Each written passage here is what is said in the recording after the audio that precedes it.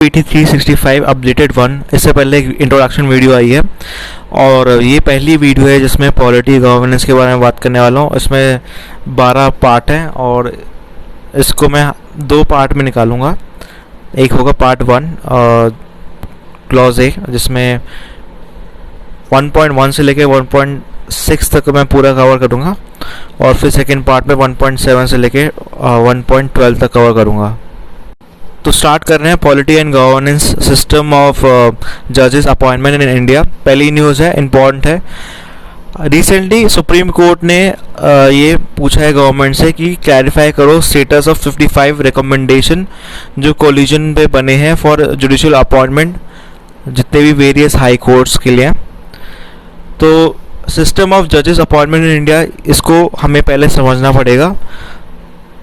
तो पहला है कॉन्स्टिट्यूशनल मैंडेट। तो आर्टिकल 124 ये कहता है कि प्रेसिडेंट सुप्रीम कोर्ट जजेस को अपॉइंट कर सकते हैं आफ्टर वो कंसल्ट करे CJI, chief justice of India, और इनके साथ सुप्रीम कोर्ट और हाई जजेस के कोर्ट के कंसल्ट करने के बाद।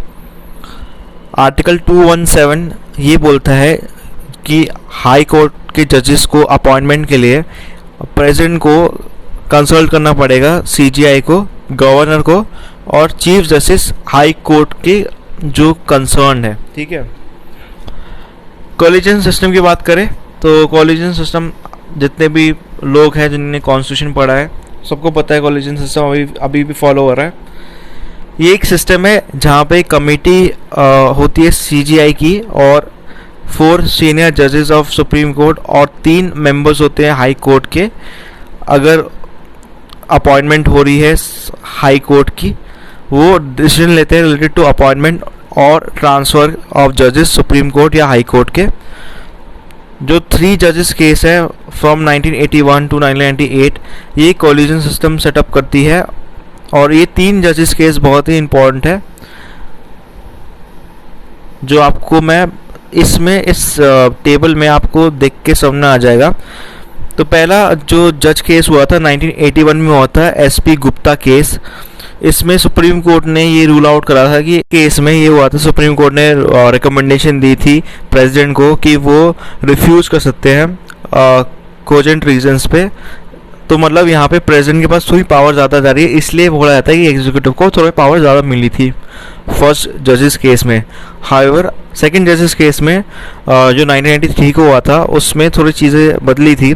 इसको बोला जाता है supreme court advocates on record association SCARA versus union of India. CJI को कंसल्ट करना पड़ेगा 2 सीनियर मोस्ट जजेस, जो कि जुडिशियल अपॉइंटमेंट पे होगी और ट्रांसफर पे होगी।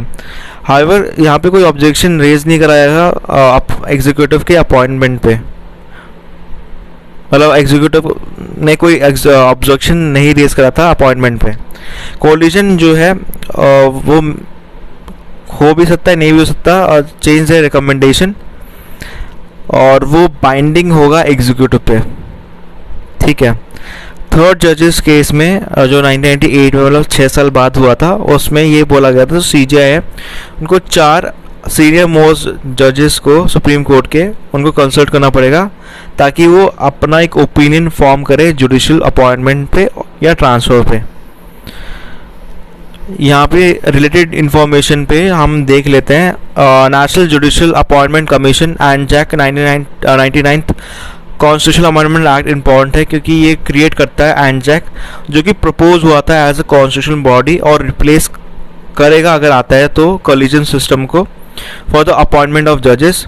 हाउएवर सुप्रीम कोर्ट ने इसको स्ट्रक डाउन कर दिया था क्योंकि सुप्रीम कोर्ट ने ये बोला था कि वायलेट करता है इंडिपेंडेंस ऑफ जुडिशरी और principle of separation of power based on between executive and judiciary, जो कि पार्ट है basic structure of Indian constitution.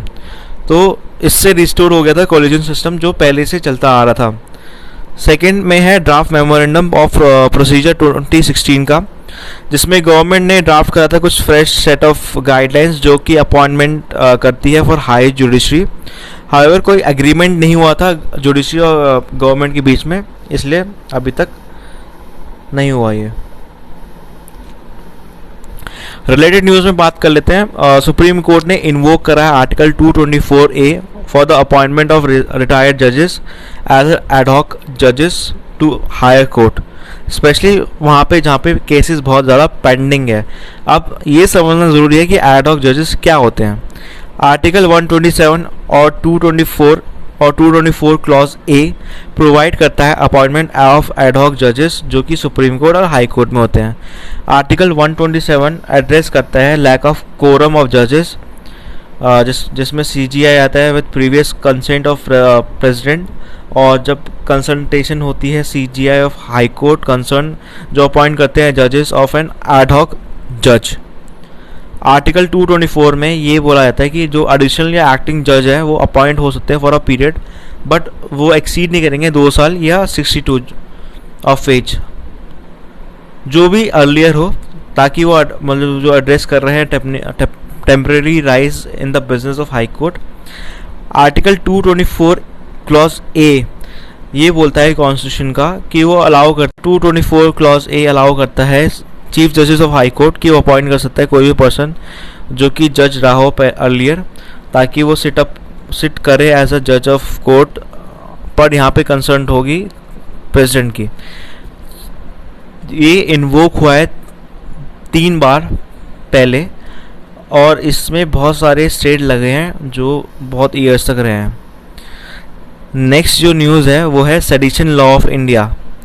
Sedition law क्या है इंडिया में, इस पे बहुत ही ज़्यादा डिबेट पे रहता है सेडिशन, इसलिए ये जानना बहुत ज़रूरी पड़ जाता है।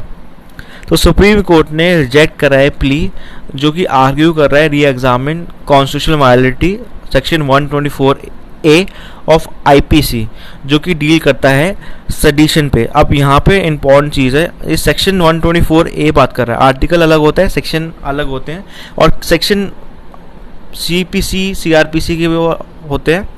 यहाँ पे इंडियन पीनल कोड की बात कर रहा है, तो ये चीज़ आपको ध्यान रखनी पड़ेगी। IPC की बात कर रहा है, IPC मतलब इंडियन पीनल कोड।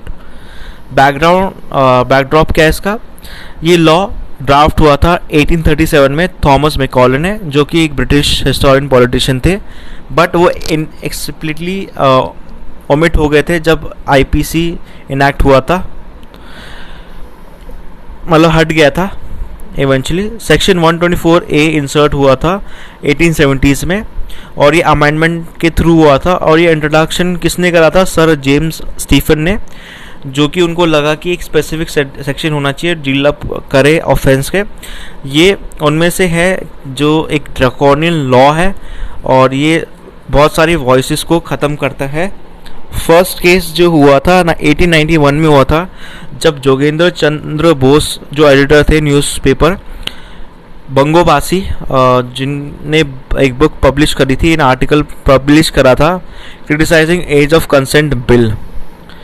और भी बड़े सारे थे एमिनेंट लीडर्स जैसे Bal Gangadhar Tilak, Annie Besant, Ali brothers, Maulana Azad, Gandhi ji, और बड़े सारे लोग जिनने सफ़र करा है इम्प्रिजनमेंट इनके अंडर, सेडिशन लॉ के अंडर। सेडिशन की बात कर लेते हैं। IPC ने डिफाइन करा है सेडिशन 124A एक ऑफेंस जो किसी पर्सन जो कोई भी हेट्रेड ला रहा है या कंटेम्प्ट कर रहा है अगेंस्ट द गवर्नमेंट, या एक्साइट कर रहा है डिसअफेक्शन टुवर्ड्स द गवर्नमेंट, वो सेडिशन के अंडर आ जाता है। ये 3 तरह से हो सकता है, या तो वर्ड मतलब कि आपने कोई आर्टिकल लिखा या आपने कहीं बोला, साइंस के थ्रू, विजुअल रिप्रेजेंटेशन, या किसी भी तरह से एक्सप्रेशन के फॉर्म में। डिसअफेक्शन ये भी हो सकता है कि डिसलॉयल्टी या feeling of hatred towards the government, ये भी सेडिशन पे आ जाता है। सेडिशन केस जो आते हैं ऑफेंस अगेंस्ट स्टेट कैटेगरी के आते हैं, जिसमें बड़े सारे केसेस फाइल होते हैं under UPA unlawful activities prevention act, जो कि बहुत ही बड़ा लॉ था। इसके अलावा damage to property act, official secrecy act, 3 acts important है। ये नॉन बेलेबल ऑफेंस है, ठीक है, जिसका जो प्रिजनमेंट है या पनिशमेंट है आपका 3 साल तक के लिए हो सकता है, या लाइफ टर्म तक भी हो सकता है, और फाइन ऐड हो सकते हैं। जो भी पर्सन इसके अंडर चार्ज हो वो गवर्नमेंट जॉब से बार्ड होता है, मतलब गवर्नमेंट जॉब पे वो बैठ नहीं सकता। और उनको पासपोर्ट के बिना जीना पड़ता है और उनको प्रोड्यूस करना पड़ता है अपने आप को कोर्ट में जब भी रिक्वायर्ड हो। तो यहाँ पे कुछ केस लॉज भी हम देख लेते हैं जो इम्पोर्टेंट है। Supreme court judgment on sedition, ये इम्पोर्टेंट है। पहला केस है Kedarnath versus state of Bihar. इसमें कोर्ट ने अपहेल्ड करा है constitutional validity of sedition law, जो कि बेसिस पावर देता है स्टेट को कि वो प्रोटेक्ट करे अपने आप को। हाउएवर ये एक वाइटल कैवाट है जहाँ पे पर्सन जो कि प्रोसिक्यूट हो सकता है फॉर सेडिशन अगर वो किसी तरह से भी एक्साइटमेंट करता है वायलेंस का, या इंटेंट या उसकी टेंडेंसी है कि पब्लिक डिसऑर्डर करना है ताकि पीस को डिस्टर्ब करें। सेकंड है Balwant Singh versus state of Punjab. यहाँ पे सुप्रीम कोर्ट ने क्लैरिफाई करा है कि सिर्फ स्लोगन ही बोलना इवोक नहीं करता पब्लिक रिस्पांस, और वो सेडिशन पे अमाउंट नहीं, बोला सेडिशन के अंडर नहीं आता अगर आप स्लोगन चिल्ला के बोल रहे हो। लॉ कमीशन की व्यू पॉइंट समझ लेते हैं सेडिशन पे क्या है। तो सबसे पहला है 39 रिपोर्ट 1968 का, जिसमें लॉ कमीशन ने रिजेक्ट करा है आइडिया ऑफ रिपीलिंग दो सेक्शन, मतलब रिपील नहीं होना चाहिए सेक्शन को। 1971 में 42nd रिपोर्ट में ये बोला गया है कि पैनल चाहता था कि जो स्कोप है सेडिशन इस सेक्शन का वो एक्सपैंड हो और वो कॉन्स्टिट्यूशन भी कवर करे, लेजिस्लेचर, जुडिशरी और गवर्नमेंट एस्टैब्लिश बाय लॉ भी कवर करे। उसके बाद सेक्शन रिपोर्ट 267 जो है 2017 में जो आई थी, उसने स्पेसिफिकली मेंशन करा था कि डिस्टिंक्शन होना चाहिए सेडिशन और हेट स्पीच में, और प्रोविज़न होने चाहिए अगर ऑफेंस हो रहा है हेट स्पीच पे जो इफेक्ट कर रहे हैं स्टेट को इनडायरेक्टली और पब्लिक ट्रैंक्विलिटी को डिस्टर्ब कर रहे हैं, वाइल जो सेडिशन है वो डायरेक्टली ऑफेंस होना चाहिए अगेंस्ट द स्टेट। तो डिस्टिंक्शन है एक्ट में। 2018 में लॉ कमीशन ने पब्लिश कराया एक कंसल्टेशन पेपर जो रिकमेंड कर रहा है कि हमें दोबारा से सोचना चाहिए सेक्शन 124A को रिपील करने के लिए, जो कि डील करता है सेडिशन को। रिसेंट कंसल्टेशन पेपर जो सेडिशन पर आया है उसमें ये बोला है कि लॉ कमीशन ने सजेस्ट करा है कि हमें इन्वोक करना चाहिए 124A to only criminalise act committed with the intention to disturb public order या ओवरथ्रो करे गवर्नमेंट को with violence and illegal means. यहाँ पे सुप्रीम कोर्ट को रिप्लाई मिला है सेंटर से ऑन PIL जो की बात करता है gender and religion neutral uniform grounds of succession and inheritance of for citizen in the country. Uniform civil code की बात कर लेते हैं। ये एक सिंपल चीज़ है, एक सिंपल लॉ होना चाहिए, सिंगल लॉ होना चाहिए जो कि एप्लीकेबल हो हर सेक्शन ऑफ सोसाइटी पे, मतलब हर सिटीजन ऑफ द कंट्री पे, चाहे मतलब उनके पर्सनल मैटर्स पे, जैसे marriage, divorce, custody, adoption, inheritance. क्योंकि इंडिया में पर्सनल लॉ बहुत ज़्यादा अलग अलग है, इसलिए कोई यूनिफॉर्म सिविल कोड नहीं है इंडिया में अभी, बट इसकी बात चलती रहती है। तो UCC बेसिकली रिप्लेस करना चाह रहा है फ्रैगमेंटेड पर्सनल लॉ, मतलब मुस्लिम पर्सनल लॉ है, आपका हिंदू लॉ है, जो दोनों अलग है, वो गवर्न होते हैं और इंटर रिलेशनशिप और जितने भी रिलेटेड मैटर्स है with in the different religious community, वो सब पे।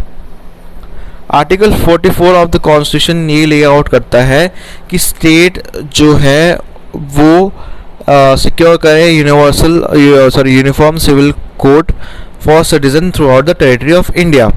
आर्टिकल 44 एक DPSP के अंडर आता है और ये डिफाइन है DPSP में आर्टिकल 37 कि वो जस्टिसाइबल नहीं है, मतलब कि आप DPSP अगर वायलेट होता है तो आप कोर्ट पे जा नहीं सकते। जैसे आप फंडामेंटल राइट के केस में जाते हो कि वो वायलेट होता है तो आप चले जाते हो, तो इसमें ये ऐसा सीन नहीं है। Governance of personal law in India, तो डिफरेंट रिलीजियस कम्युनिटी के डिफरेंट लॉज होते हैं, डिफरेंट पर्सनल लॉज होते हैं, जिसमें बड़े सारे चीज़ें आती हैं, marriage, divorce, custody, guardianship, adoption, maintenance, succession and inheritance. Hindu personal law codified है 4 एक्ट्स में, Hindu marriage act, Hindu succession act, Hindu minority and guardianship act, Hindu adoption and maintenance act. जो हिंदू टर्म है उसमें सिख, जैन, बुद्धिस्ट आते हैं, और जो मुस्लिम पर्सनल लॉ है वो कोडिफाइड नहीं है पर से, पर वो बेस्ड है रिलीजियस टेक्स्ट पे। नॉर्थ ईस्ट में कुछ ट्राइबल कम्युनिटीज़ है बहुत ज़्यादा, जो 200 से ज़्यादा ट्राइब कम्युनिटी है, वो कस्टमरी लॉज पे चलते हैं। कॉन्स्टिट्यूशन प्रोवाइड करता है, प्रोटेक्ट करता है लोकल कस्टम्स को, Nagaland, Meghalaya, Mizoram. Even reformed Hindu law जो है इंस्पायर ऑफ कोडिफिकेशन प्रोटेक्ट करता है कस्टमरी प्रैक्टिसेस। गोवा की बात करें तो गोवा एट प्रेजेंट एक ओनली स्टेट है इंडिया में जिसमें यूनिफॉर्म सिविल कोड लागू है।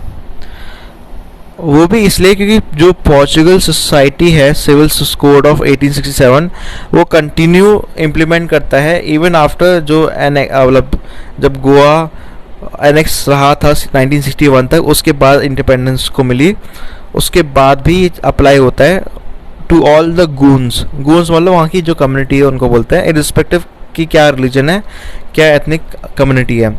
हाउएवर जो पोर्चुगीज़ का कोड है वो कम्प्लीटली यूनिफॉर्म सिविल कोड नहीं है, उसमें कुछ प्रोविज़न है जो रिलीजियस बेसिस पर रहते हैं। जो मोस्ट नोटेबल एग्जांपल है जहाँ पे Hindu man being allowed bigamy if the wife fails to deliver a baby by the age of 25, कि हिंदू मैन बाइगैमी कर सकते हैं। वैसे बाइगैमी अलाउड नहीं हिंदू मैरिज में, बट वो कर सकते हैं अगर वाइफ डिलीवर नहीं करी चाइल्ड को, और male child by age of 30। तो ये भी प्रोविज़न है ऐसे। और नेक्स्ट जो न्यूज़ है वो बहुत ही ज़्यादा सुर्खियों में थी। Government of national capital territory of Delhi amendment act 2021 बहुत ही इंपॉर्टेंट एक्ट है ये।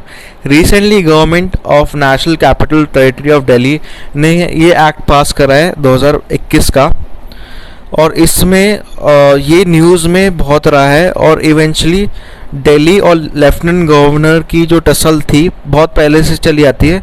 मेंस में बहुत ही आसानी से क्वेश्चन पूछा जाता है, और इस ईयर भी शायद मैं एक्सपेक्ट कर रहा हूँ कि आ सकता है। तो देख लेते हैं इसमें क्या क्या है। 2021 के जो एक्ट है अमेंड करता है GNCTD एक्ट 1991 का, और ये पावर देता है, रिस्पॉन्सिबिलिटी देता है लेजिस्लेटिव असेंबली और लेफ्टिनेंट गवर्नर को in the line with the constitutional schemes of power of NCT। ये प्रमोट करता है हार्मोनियस रिलेशनशिप बिटवीन लेजिस्लेचर और एग्जीक्यूटिव, क्योंकि बहुत ही ज़्यादा कॉन्फ्लिक्ट रहता है लेफ्टिनेंट गवर्नर का और दिल्ली के लेजिस्लेटिव असेंबली में, इसलिए। तो यहाँ पे आप सबको पता ही है कि दिल्ली यूटी है, यूनियन टेरिटरी में आती है, बट उसमें आपका कुछ प्रोविज़न है जिसमें वो लेजिस्लेटिव असेंबली भी है, इसी वजह से कॉन्फ्लिक्ट होते थे, तो इसी वजह से ये एक्ट पास करा गया। तो सेंटर का जो सेंटर ने ये जो बोला है कि कोई स्ट्रक्चरल मैकेनिज्म नहीं है विद इन 1991 के एक्ट में जो इंश्योर करे टाइम बाउंड इम्प्लीमेंटेशन रूल्स का। ऑल्सो ये लॉ क्लैरिफाई नहीं करता प्रपोजल्स या मैटर्स जो कि लेफ्टिनेंट गवर्नर के अंडर आते before issuing any order. Centre ने ये स्टेट करा है कि अमेंडमेंट जो है वो बड़ी सारी चीज़ें लाता है और वो इफेक्ट देता है interpretation made by the honourable supreme court, जो कि government of NCT versus union of India case 2018 पे रहता है। ठीक है, इसके बाद हम देखेंगे, कंपैरिजन करेंगे ये 2018 का क्या था और 2021 में जो ये अमेंडमेंट है उसमें क्या चेंजेस है। पहले हम कुछ चीज़ें समझ लेते हैं कि मैंने जैसे बताया जो दिल्ली है वो यूटी में आता है, बट लेजिस्लेटिव असेंबली में भी है। उसमें यूटी में जनरली लेजिस्लेटिव असेंबली नहीं होती। तो ये समझ लेते हैं किस एक्ट के अंदर ऐसा हो पाया। आर्टिकल 239AA इसके अंदर है। यहाँ पे 69 अमेंडमेंट एक्ट 1991 ने इंसर्ट करा था इस आर्टिकल को, और ये ग्रांट करता है special status to Delhi among UTs, और प्रोवाइड करता है लेजिस्लेटिव असेंबली और काउंसिल ऑफ मिनिस्टर, जो कि रिस्पॉन्सिबल है असेंबली के। जो पब्लिक ऑर्डर, पुलिस और लैंड है वो एनसीटी के अंडर आती है, जो कि यूनियन गवर्नमेंट के अंडर आती है। मतलब पब्लिक ऑर्डर, पुलिस और लैंड यूनियन गवर्नमेंट के अंडर आती है, अरविंद केजरीवाल के अंडर नहीं आएगी। जो रिमेनिंग मैटर्स है स्टेट लिस्ट के या कॉन्करेंट लिस्ट के, वो मैटर एप्लीकेबल है यूटी पे।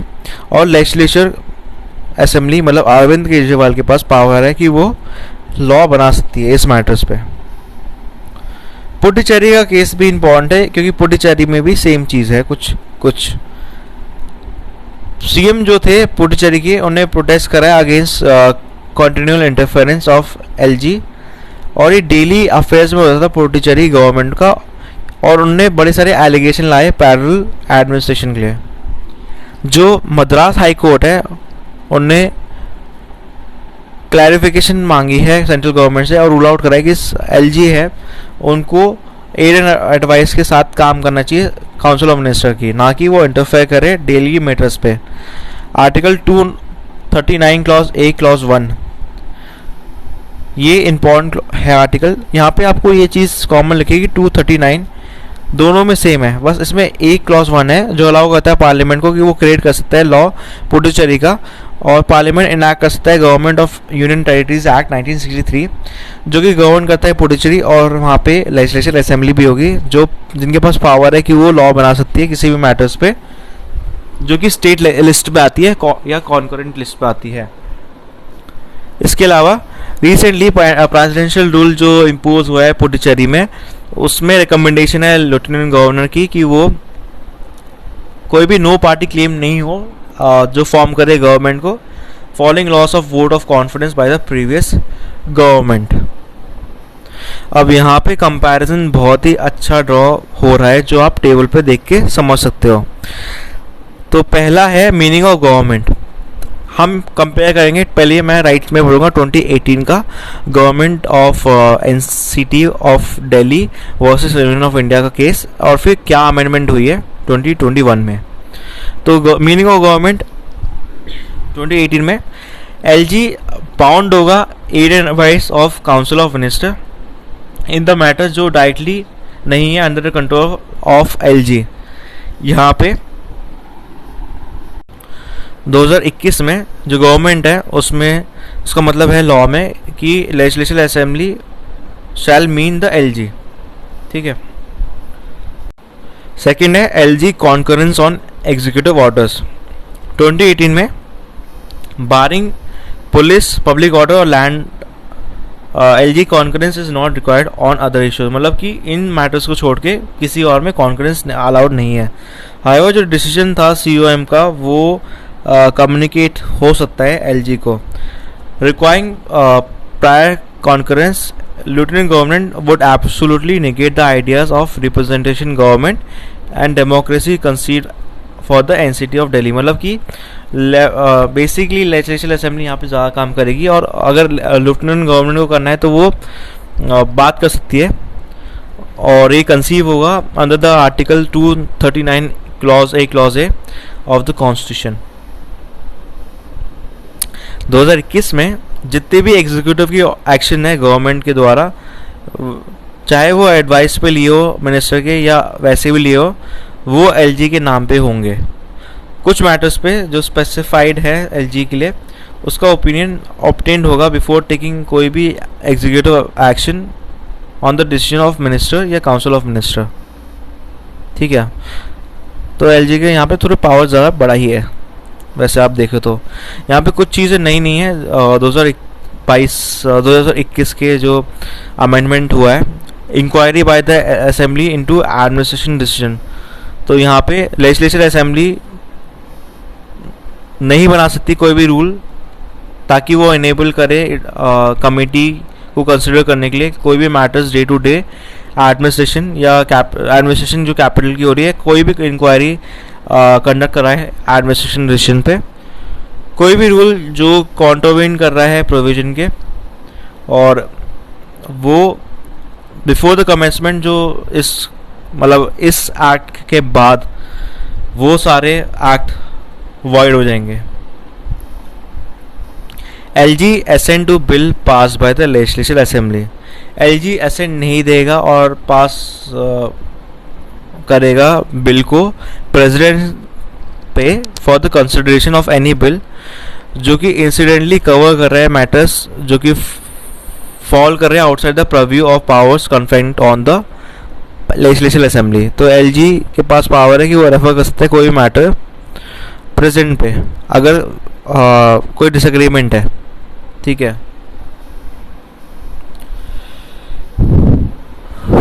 इवोल्यूशन की बात कर लेते हैं. Evolution of administration of Delhi government. ये इंपॉर्टेंट चार्ट है, इसको देख के आपको समझ में आ जाएगा. पहला दिल्ली पार्ट सी में स्टेट था. ठीक है. 1950 में 1951 में लेजिस्लेटिव असेंबली क्रिएट हुई थी और यहाँ पे इलेक्टेड CM भी था. 1956 में स्टेट रीऑर्गेनाइजेशन कमीशन बना था, आपको याद होगा. 1956 में आपने पॉलिटी में पढ़ा होगा. और दिल्ली UT बन गया था जो कि एडमिनिस्ट्रेट होगा और अपॉइंटमेंट होगा यहाँ पे प्रेसिडेंट का, मतलब प्रेसिडेंट अपॉइंट करेगा एडमिनिस्ट्रेशन. 1966 में क्या हुआ कि दिल्ली एडमिनिस्ट्रेशन एक्ट आया था जो प्रोवाइड करता है लिमिटेड रिप्रेजेंटेटिव गवर्नमेंट दिल्ली में जो कि मेट्रोपॉलिटन काउंसिल के थ्रू होगी. 1991 में जो लास्ट था वहाँ पे 69 कॉन्स्टिट्यूशनल अमेंडमेंट एक्ट पास हुआ था और ये कमेटी बैठी थी जिसके ऊपर बैठी थी वो है बालाकृष्णन कमेटी रिपोर्ट, जिसकी वजह से पास हुआ था GNCD एक्ट 1991 का. जो नेक्स्ट न्यूज़ है उसकी तरफ हम बढ़ रहे हैं. नेक्स्ट न्यूज़ है रजिस्टर्ड अनरिकॉग्नाइज्ड पार्टीज. रिसेंटली एक रिपोर्ट आई थी एसोसिएशन फॉर डेमोक्रेटिक रिफॉर्म्स जो कि प्रेजेंट करती है several finding registered unrecognised political party RUPP. Criteria क्या है रिकॉग्नाइज या अनरिकॉग्नाइज्ड पॉलिटिकल पार्टी, ये बहुत ही ज़्यादा इंपॉर्टेंट बन जाता है UPSC के लिए अब, क्योंकि लास्ट ईयर RPA से पूछा गया था डिस्क्वालिफिकेशन का 2020 का प्रीलिम्स का. अगर आप पेपर देखो तो क्वेश्चन बन गया था, तो पूछ सकते हैं. रजिस्टर्ड अनरिकॉग्नाइज्ड पॉलिटिकल पार्टीज क्या हैं? आइदर कोई न्यूली फॉर्म्ड है पॉलिटिकल पार्टी या जिनने वोट सिक्योर नहीं करा enough percentage of votes assembly में या जनरल इलेक्शन में वो, या कोई भी स्टेट पार्टी में, या किसी ने कभी भी इलेक्शन मतलब कंटेस्ट ही नहीं करा सिंस वो रजिस्टर्ड हो, तो वो रिकॉग्नाइज्ड पॉलिटिकल पार्टी की बात करो तो election commission of India register करता है पॉलिटिकल पार्टी और उनको ग्रांट करता है रिकॉग्नाइज्ड स्टेटस नेशनल और स्टेट पार्टीज में बेसिस ऑन द परफॉर्मेंस जो उनकी रही है पूल पे. रिकॉग्नाइज्ड पार्टी आइदर नेशनल या स्टेट पार्टी हो सकती है अगर वो कुछ क्राइटेरिया मीट करे. तो क्राइटेरिया हम देख लेते हैं. वो अगर कोई रिकॉग्नाइज होगी पॉलिटिकल पार्टी किसी भी स्टेट में तो उस पार्टी को कम से कम एंगेज होना चाहिए पॉलिटिकल एक्टिविटी में for continuous period of 5 years. उसमें से एटलीस्ट एक मेंबर लोकसभा का होना चाहिए for 25 members of the house. Second criteria है कि एटलीस्ट 1 मेंबर होना चाहिए लेजिस्लेटिव असेंबली का स्टेट का for every 30 members of that assembly. Total number of valid votes polled है वो नहीं होना चाहिए less than 6% at general election in the state. अगर कोई पॉलिटिकल पार्टी ट्रीट हो रहा है रिकॉग्नाइज पॉलिटिकल पार्टी तो उसमें 4 या उससे ज़्यादा स्टेट्स में होना चाहिए, तभी उसको नेशनल पार्टी का रिकग्निशन मिलेगा. एसोसिएशन क्या है जो कंटेस्ट कर रहे हैं election without getting registered with election commission of India, वो एलिजिबल नहीं होगा बेनिफिट के अंडर जो RPA के अंडर आता है 1951 के. बेनिफिट क्या है रिकग्नाइज पॉलिटिकल पार्टी का? पहला है एक्सक्लूसिव अलॉटमेंट होती है इलेक्शन सिंबल्स का उस कैंडिडेट को, और RUPP सेलेक्ट कर सकता है कोई भी symbol from any list of free symbols. Second benefit ये है कि उनको एक प्रपोजल चाहिए होता है जो फाइल करे नॉमिनेशन. थर्ड है एंटाइटलमेंट होना चाहिए 2 सेट्स का जो इलेक्टोरल रोल को हो फ्री ऑफ कॉस्ट. फोर्थ है आपका entitlement for 2 sets of electoral roll. Fifth है ब्रॉडकास्ट मिलता है, टेलीकास्ट फैसिलिटीज़ मिलती है और दूरदर्शन जनरल असेंबली के टाइम पे, जनरल इलेक्शन के टाइम पे.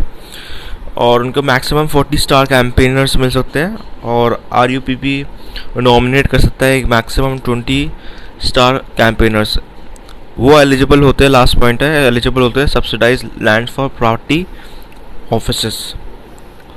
नेक्स्ट न्यूज़ है, बहुत ही इंपॉर्टेंट न्यूज़ है, क्योंकि ये आर्बिट्रेशन का इस साल बहुत न्यूज़ में रहा था। Arbitration and conciliation amendment act 2021 recently parliament ने इनैक्ट करा है इस एक्ट को।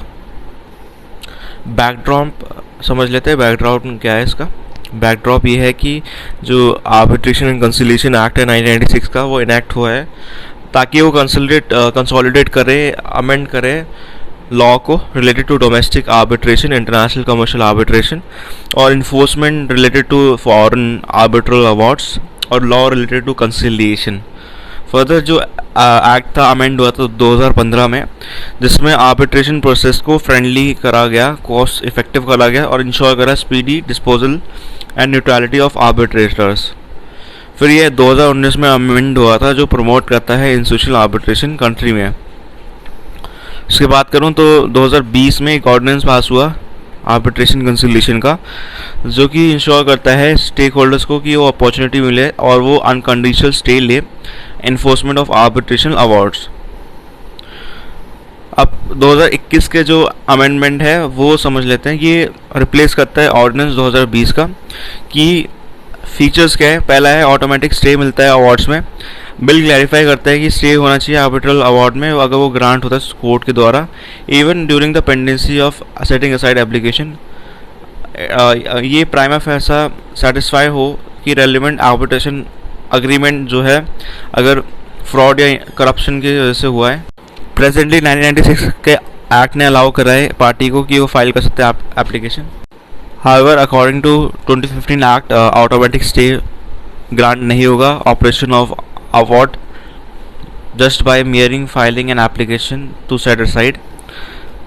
बात करें क्वालिफिकेशन ऑफ आर्बिट्रेशन, तो ये बिल रिमूव करता है 8 शेड्यूल फॉर आर्बिट्रेशन और ये बोलता है क्वालिफिकेशन, एक्सपीरियंस, नॉर्म्स, एक्रेडिटेशन जो आर्बिट्रेशन के लिए आर्बिट्रेटर्स के लिए होता है और वो स्पेसिफिकली रेगुलेट होगा आर्बिट्रेशन काउंसिल ऑफ इंडिया के द्वारा।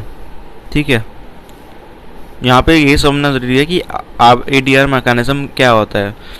ADR जो है या आर्बिट्रेशन कंसिलिएशन मोड है, ऑल्टरनेटिव डिस्प्यूट मैकेनिज्म, जहाँ पे डिस्प्यूट होता है सेटल विदाउट लिटिगेशन। लिटिगेशन मतलब आप कोर्ट में नहीं आते, आप बाहर ही कर लेते हो eventually.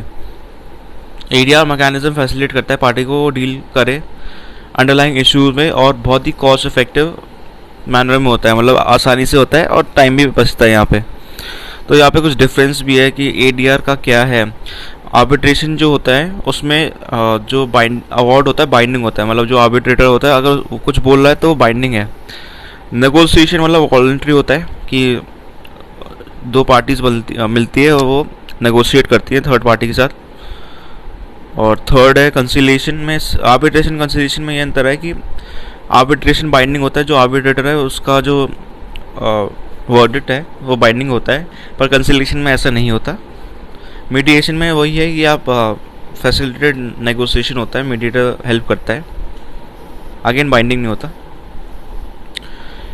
Arbitration council of India की बात करें तो 2019 का जो अमेंडमेंट था वो इस्टेब्लिश करता है, इनकोऑपरेट करता है इंडिपेंडेंट बॉडी जिसका नाम है आर्बिट्रेशन काउंसिल ऑफ इंडिया, और ये सेटअप करता है ग्रेडिंग ऑफ आर्बिट्रल इंस्टीट्यूशन और accreditation of arbitrators. ACI headed होता है चेयरपर्सन के साथ हु इज़ अ जज ऑफ सुप्रीम कोर्ट या चीफ जस्टिस हो हाई कोर्ट का, या एमिनेंट पर्सनालिटी हो जो कि अपॉइंट हो सेंट्रल गवर्नमेंट के द्वारा। और सेंट्रल गवर्नमेंट क्या किसको कंसल्ट करेगी? CJI को करेगी। और बड़े सारे मेंबर्स होते हैं जो एमिनेंट आर्बिट्रेटर प्रैक्टिशनर्स होते हैं या कॉमेडियंस होते हैं जिनके पास एक्सपीरियंस है आर्बिट्रेशन पे। इसके अलावा जो 8 शेड्यूल है वो बहुत ही ज़्यादा इम्पोर्टेंट है। इसमें देख लेते हैं 1996 का जो एक्ट है वो स्पेसिफाई करता है कुछ क्वालिफिकेशन जो सेपरेट है 8 शेड्यूल में। फर्दर जो जनरल नॉर्म्स हैं वो एप्लीकेबल है आर्बिट्रेशन पे और वो इंक्लूड करेंगे कॉन्स्टिट्यूशन ऑफ इंडिया में।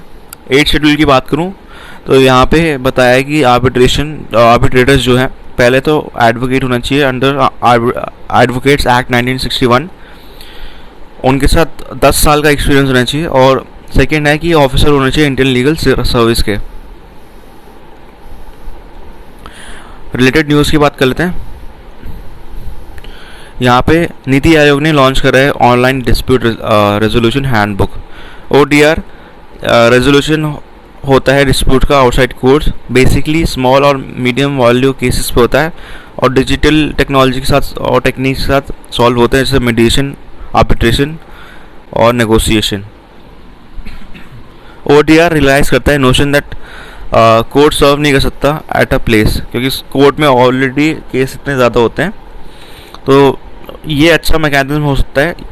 डेवलपमेंट जो है वो इंफॉर्मेशन एंड कम्युनिकेशन टेक्नोलॉजी के साथ हुआ है और इंक्रीज एक्सेस टू इंटरनेट ने बहुत इंपॉर्टेंट रोल प्ले करा है इसकी ग्रोथ पे।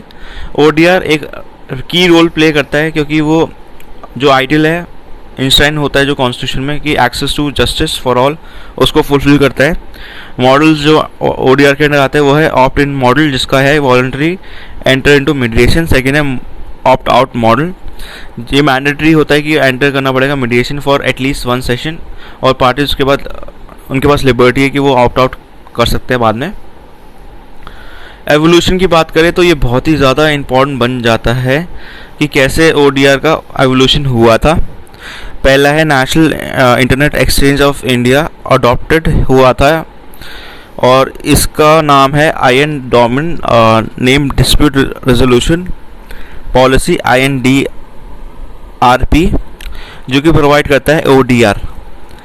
2017 की बात करूं तो यहाँ पे ministry of law and justice ने इशू करा है स्टेटमेंट जो अर्ज करता है गवर्नमेंट एजेंसी को रिजॉल्व करे डिस्प्यूट थ्रू ऑनलाइन आर्बिट्रेशन। 2018 की बात करूँ मिनिस्ट्री ऑफ MSME ने लॉन्च करा है समाधान, जो एक पोर्टल एड्रेस करता है delay to of payment dispute involving micros and small enterprise. 2019 की बात करूँ तो EIDR चैलेंज आया था जो लॉन्च करता है ODR स्टार्टअप्स को। 2020 में गवर्नमेंट ने लॉन्च करा है विवाद से विश्वास स्कीम, जो कि एफिशिएंट रेजोल्यूशन की बात करता है टैक्स डिस्प्यूट थ्रू ODR। 2020 में नीति आयोग ने स्टैब्लिश कराई committee under chairmanship of justice AK Sikri, जो कि ब्रॉड बेस देता है ODR को इंडिया में। 2020 में छत्तीसगढ़ ने कंडक्ट करा है फर्स्ट वर्चुअल लोक अदालत और प्रोवाइड करते हैं conciliation services through video conferencing. यहाँ पे 2020 का अगर बात करूँ department related parliamentary standing committee on personnel public grievances law ministry ने रिपोर्ट फाइल करी है और बोला है कि इंट्रोडक्शन होना चाहिए technology and arbitration conciliation process का। तो इसी के साथ ही न्यूज़ ओवर होती है और इसका सेकंड पार्ट आएगा जिसमें मैं 1.7 से लेकर जितना भी है इसका कवर कर दूंगा। तो तब तक के लिए चैनल को लाइक शेयर सब्सक्राइब करना ना भूलना और नेक्स्ट वीडियो में मैं आपको मिलता हूं और इवेंचुअली पॉलिटी और गवर्नेंस ख़त्म हो जाएगा नेक्स्ट वीडियो में और फिर हम इंटरनेशनल रिलेशन स्टार्ट करेंगे। तो 1.7 से लेकर 1.12 तक मैं ख़त्म कर दूंगा।